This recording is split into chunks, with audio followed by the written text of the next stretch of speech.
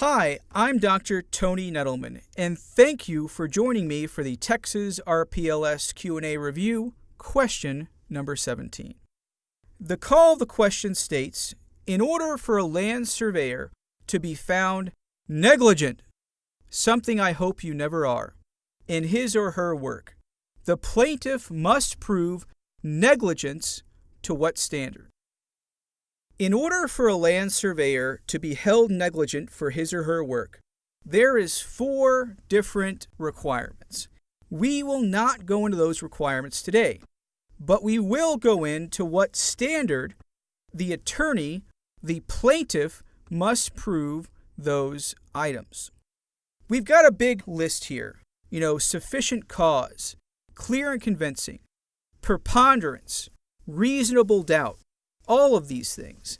And in order to be able to choose this, we have to know, number 1, how the legal system works, and number 2, the definition of those 4 answer choices.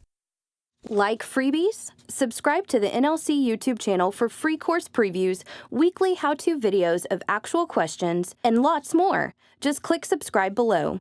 Make sure to click the bell next to subscribe to be notified of new video releases. First of all, we've got a lawsuit.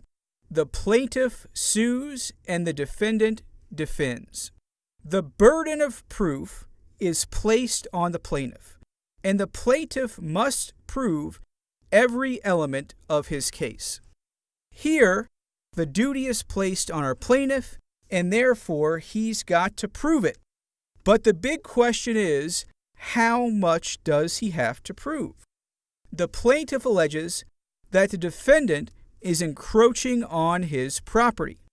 All right, well, to what level of proof is required? The lowest level is reasonable suspicion, and the next highest level is probable cause. These are standards for the police, and therefore they should be ignored. The top standard is beyond a reasonable doubt, 95%. And this is a standard for criminal cases. This should be ignored.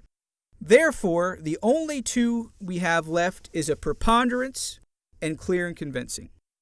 A preponderance is 1 scintilla above 50%, so 50.01%.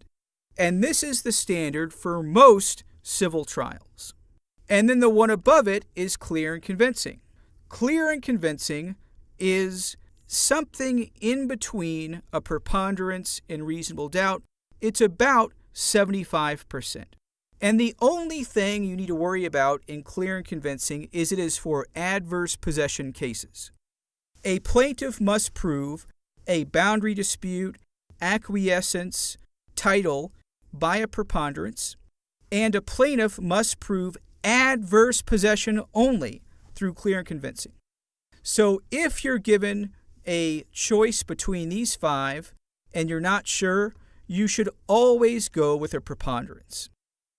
And in this case, I did not tell you there was any adverse possession.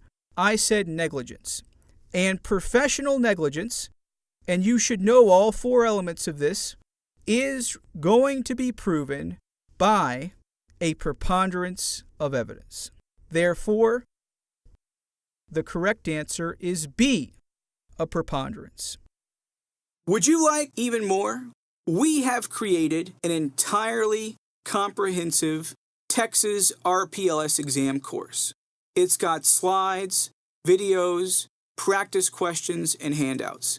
And we go over all the major topics on the RPLS exam, and we give you the information you need to pass on the first try.